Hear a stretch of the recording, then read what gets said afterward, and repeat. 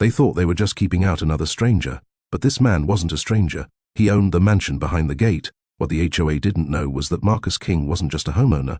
He was a man with a past so powerful their arrogance was about to shatter in front of the entire neighborhood. Marcus King had spent years building his life after retiring from special ops.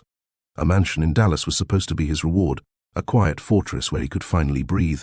But as he pulled up to the iron gates, the moment of peace dissolved. Standing in front of him was Victoria Steele, the HOA president, her fingers stabbing the air as if she commanded the entire block. Flanking her were two bulky men in tactical vests, marked with bold white letters, HOA Security. You can't come in here, Victoria snapped, her voice sharp enough to cut glass. This property is restricted. State your business. Marcus raised an eyebrow, calm but firm. My business? That's simple. This is my home. The silence that followed was broken by muffled laughs from the guards. Victoria's face twisted with disbelief. Your home? Don't play games with me. We don't tolerate trespassers. Behind them, curious neighbors gathered with phones in hand, recording every second.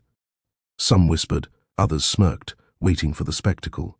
Marcus exhaled slowly, his years of discipline keeping him grounded. Check your records. My name's Marcus King. Deed signed yesterday. I belong here more than you do.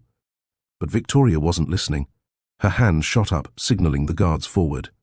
The standoff had begun, and the neighborhood had no idea who they were about to challenge.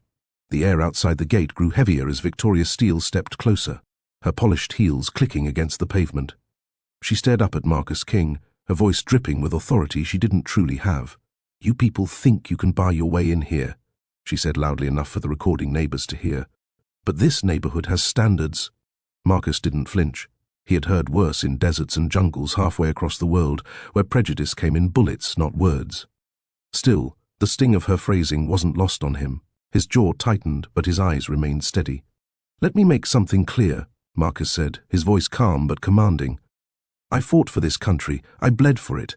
I signed the papers, wired the money, and now this house belongs to me and my wife. You don't get to decide who belongs. The crowd shifted, some neighbors murmuring. A few looked uncomfortable, but others smirked, feeding on Victoria's arrogance. Clint Hayes, the head of HOA security, stepped forward, cracking his knuckles. Lady says you can't pass, so you don't pass. Marcus locked eyes with him. Careful, son. You're walking on a line you don't want to cross. Victoria, emboldened by the presence of her guards, sneered. You don't scare anyone here, Mr. King, was it? You can wave your so-called service record around, but rules are rules. And the rule is, you don't belong past this gate. Phones stayed up, catching every word. The tension had shifted into something volatile. The air felt like it was seconds away from erupting. Marcus glanced once at the mansion beyond the gate, his sanctuary so close yet barred by ignorance. He took a slow step forward, and the crowd collectively held its breath. This wasn't just about property anymore. It was about dignity. Clint Hayes planted a hand firmly on Marcus King's chest, shoving him back a step. Gasps rippled through the crowd. Phones zoomed in closer, capturing the confrontation in high definition. Marcus didn't raise his voice. He didn't push back. But the calm in his eyes was more dangerous than any fist. You just made a mistake, he said evenly. Victoria Steele smirked, mistaking his restraint for weakness. This is exactly why we have rules. Men like you think they're above them. But in this neighborhood, I make the rules. She turned to the onlookers, speaking loud enough to be heard. Record this carefully. This man is trespassing on private property. Marcus's laugh was low, cold, and carried a weight that silenced even some of the gawkers. Trespassing? I buried men for less dishonor than what you're showing here. You don't know who you're talking to. Clint moved closer, his bulk towering but his posture sloppy compared to Marcus's precise stillness. I don't care who you are. You take one more step, and I'll— Marcus cut him off with nothing more than a raised eyebrow. You'll what? Try to intimidate a man who stared down warlords. Son, you're playing soldier in a neighborhood watch uniform. The insult landed hard. Clint's face flushed red as laughter, and whispers erupted among the crowd. Even a few neighbors lowered their phones, suddenly questioning what they were witnessing. Victoria's patience snapped. Enough! If he won't leave willingly, remove him. The guards advanced, heavy boots crunching on the pavement. Marcus didn't move. His posture shifted ever so slightly, shoulders squared, stance rooted. It wasn't aggression, it was readiness. The moment felt like a fuse burning toward an explosion, and Marcus knew reinforcements were already on their way. The guards closed in, their boots echoing like drums of intimidation. Clint Hayes flexed his grip, eager for confrontation. But Marcus King didn't budge. His stillness, his controlled breathing, his calm eyes, it all looked less like fear and more like calculation. "You think you can scare us by standing still?" Clint sneered. "That uniform you wore doesn't mean a damn thing here." Marcus tilted his head slightly, his voice low and deliberate. "Funny, because when men like me stand still, it usually means something worse is coming." The words hung in the air, heavy enough to make even the crowd shift uncomfortably. Victoria Steele scoffed, dismissing him with a flick of her manicured hand. "You're bluffing. This isn't a battlefield. This is a community, my community, and you don't belong in it." Marcus's lips curved into the faintest smile. "Lady, you've got no idea how wrong you are." Just then, a distant rumble stirred the air. Tires screeched against asphalt as a convoy of black SUVs turned onto the street. The sound was low, controlled, purposeful, not the recklessness of teenagers, but the precision of professionals. Heads turned, phones lifted higher, the atmosphere shifted from curiosity to unease. The SUVs rolled to a stop, their doors opening in perfect synchronization. Out stepped Jason Cole, Marcus's closest brother-in-arms, followed by Rico Alvarez, Darius Walker, and Samir Khan. Their presence alone radiated authority, their stances sharp, their eyes scanning the scene like hawks.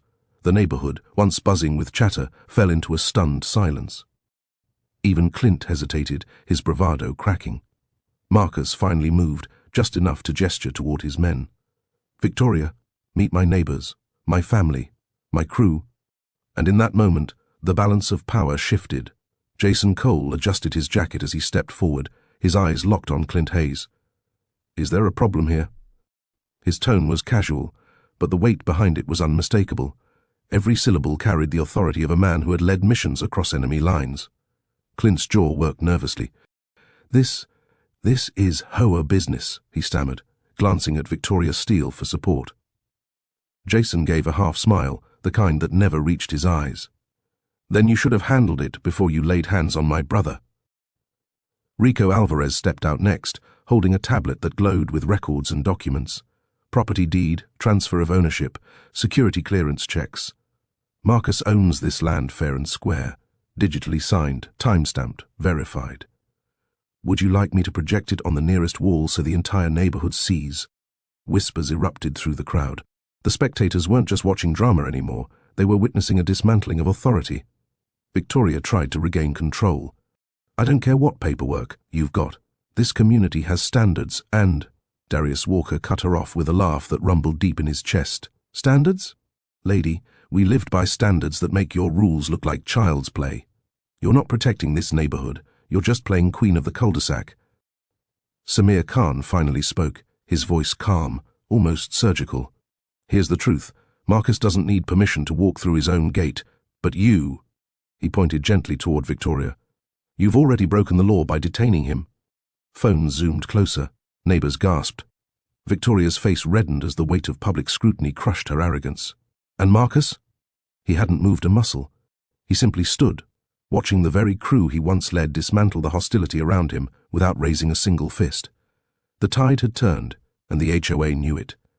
Victoria Steele's perfectly painted smile began to crack as murmurs spread through the crowd. The neighbors who had once leaned in with mocking curiosity now whispered with unease. Some even lowered their phones, no longer sure who the real aggressor was. But Victoria wasn't ready to lose. Straightening her blazer, she barked, "Clint, remove him now. I don't care who he brought with him." Clint Hayes hesitated. His eyes flicked between Marcus's towering stillness and Jason Cole's predatory calm. For the first time, doubt clouded his bravado. But the pressure of Victoria's glare forced him forward. He reached for Marcus's arm. Before he could touch him, Jason stepped in. His voice was low, but it carried across the entire street. "You don't want to do that." Clint froze, caught between orders and instinct. He's trespassing," he muttered. Rico Alvarez raised his tablet, projecting a massive holographic display of Marcus's property deed onto the gate itself. The screen glowed in the dusk light, undeniable proof. Gasps rippled through the crowd. "He owns this," Rico announced loudly. "Every inch of it. HOA records already updated. You try to move him now, you're not just wrong, you're criminal." Victoria's voice cracked as she shouted back, "I don't care about your gadgets. This neighborhood was built on tradition. People like him." She stopped herself, but the damage was done. Phones caught every syllable. Neighbors gasped. Even Clint turned toward her in disbelief. Samir Khan stepped forward smoothly. "Did you just say people like him?" "Congratulations, Miss Steele. That's not tradition. That's prejudice." Victoria's face flushed, her authority crumbling in front of the cameras. Still, her pride wouldn't let her retreat. She lifted her chin, voice shaking but loud. "If the HOA can't stop him, maybe the sheriff can." She pulled out her phone. The crowd stiffened. This battle wasn't over. It was only escalating. Red and blue lights cut through the evening haze, sirens fading as a county sheriff's cruiser pulled up to the mansion gate. The crowd of neighbors shuffled back, phones lifted even higher, hungry for the climax of the drama. Sheriff Daniel Briggs stepped out, a man in his late 50s with a gruff face carved by years of service. His eyes swept the scene, taking in Marcus King, the HOA guards, Victoria Steele, and the gathered onlookers. "What's going on here?" he demanded, voice like gravel. Victoria wasted no time. She marched to him, finger pointed toward Marcus. "Sheriff, this man is trespassing. He's trying to break into property he doesn't own. He's aggressive. He's dangerous." Marcus finally spoke, his voice calm and cutting through her lies.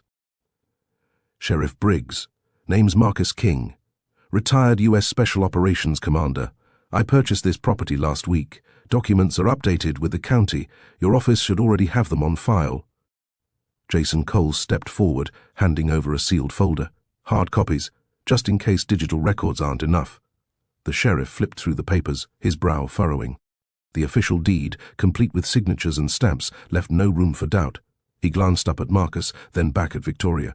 "Looks legit," Briggs muttered. Victoria's voice rose in desperation. "No, this is a mistake. Look at him. He doesn't belong in this neighborhood. People like—" "Enough," the sheriff snapped, his tone sharp enough to silence the entire crowd. He fixed her with a hard stare. "You called me out here to waste time over a lawful homeowner? You'd better watch yourself, Miss Steele." Gasps rippled through the spectators. Clint Hayes shifted uncomfortably, suddenly realizing how exposed he was, and for the first time, Marcus allowed himself the faintest smile. The tide had fully turned. The crowd that had gathered at the gate was no longer whispering in support of Victoria Steele. Now, the murmurs were about Marcus King, his composure, his calm, and the undeniable truth that he belonged here more than anyone had dared to admit. One neighbor, Mrs. Henderson, lowered her phone and muttered, "He handled this better than I ever could have." Another whispered, "Special ops?" No wonder he didn't flinch. Jason Cole and the crew stood like a wall behind Marcus, silent but intimidating, their presence alone dismantling any trace of the HOA's so-called authority. Clint Hayes stepped back, sweat glistening on his forehead.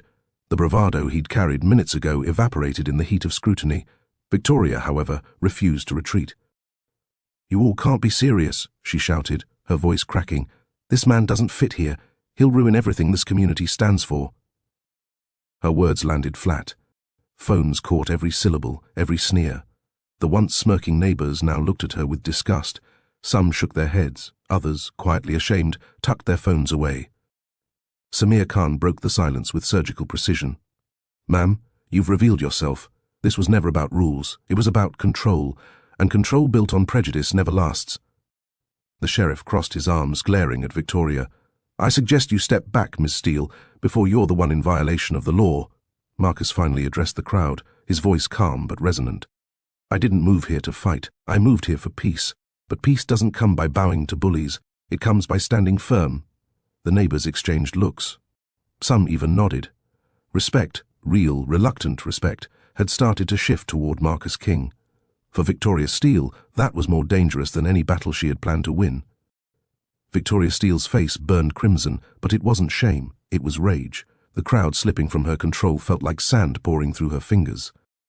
For years she had been the queen of this cul-de-sac, bending neighbors to her will with rules, fines and intimidation. Losing now, in front of cameras, was unthinkable. She raised her chin, voice pitched high. "If the HOA loses its authority tonight, this community will fall apart. Do you want him dictating how we live?" She thrust her finger toward Marcus King, her words dripping venom. The neighbors didn't clap, they didn't cheer. Silence stretched heavy and damning. Desperate, she pulled out a folded stack of papers and waved them in the air. "Here, The HOA bylaws. Section 12B states that the association has the right to question suspicious activity and deny access until proof of ownership is verified. I am within my authority. Rico Alvarez smirked, already pulling up the HOA's digital records. In seconds, his tablet projected the same bylaw on the gate wall. He scrolled down slowly, dramatically, until the final clause appeared, glowing in bold letters: exemptions apply to legal homeowners with valid deeds on record. Rico looked up, eyes gleaming. Guess what, Victoria? That exemption just spelled your defeat. And everyone saw it. Laughter rippled through the crowd. Clint Hayes shifted uncomfortably, backing away as if distance could erase his earlier aggression. Jason Cole stepped forward, his voice firm but almost casual. You played your last card, Victoria, and you lost. Now it's time to accept the truth. Marcus owns this home. He belongs here, and frankly, he doesn't need your permission to breathe. Victoria's hands trembled, her papers fluttering to the ground like surrender flags. But surrender wasn't in her vocabulary. Instead, she snapped, "This isn't over. You'll regret this." Marcus's eyes narrowed, his calm voice carrying farther than her scream ever could. "No, Victoria, you will—" Victoria Steele stood frozen, her confidence cracking like glass under pressure. The neighbors' stares no longer held admiration, they held suspicion. The queen bee of the HOA suddenly looked like a cornered fraud. Jason Cole exchanged a glance with Marcus King, then gave a subtle nod to Rico Alvarez. Rico tapped his tablet, and within seconds, HOA financial records lit up the gate wall. Lines of numbers, transactions, and signatures scrolled across the screen. "Interesting thing about public records," Rico said smoothly, his voice carrying over the gasps of the crowd. "They don't just show bylaws, they also show budgets, dues, and misappropriations." The neighbors leaned forward. Rico highlighted a section in red, tens of thousands of dollars siphoned into an account under Victoria Steele's name. A collective gasp shook the street. Mrs. Henderson clutched her chest. Mr. Patel muttered, "So that's why our HOA fees went up." Clint Hayes stammered, "Wait, you said those funds were for security upgrades." Jason stepped closer, his voice like steel. "Security upgrades? Or shopping sprees? Because according to these receipts, Victoria, you've been funding more than a neighborhood watch. Designer handbags, luxury spa weekends, personal vacations, all on the HOA's dime."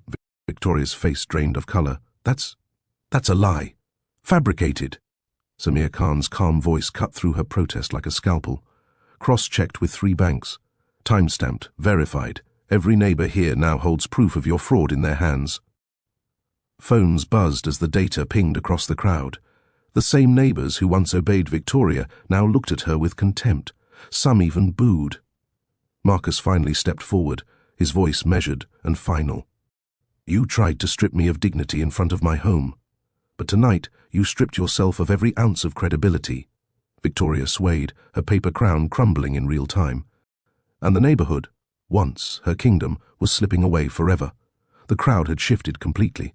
Where once they had nodded along to Victoria Steele's commands, now their faces hardened with betrayal. Murmurs turned into accusations, phones raised not to mock Marcus King anymore, but to document her downfall. "You raised our dues for this," Mrs. Henderson shouted, shaking her phone at Victoria. "My husband skipped his medication to pay those fees." Mr. Patel's voice boomed next. "You threatened to fine me for my daughter's car parked overnight while you were stealing from us." The noise swelled, anger rolling through the street like a wave. For the first time, Victoria's polished smile was gone. Her lips trembled, eyes darting for support. "Clint," she hissed, clutching his arm. "Do something. You work for me."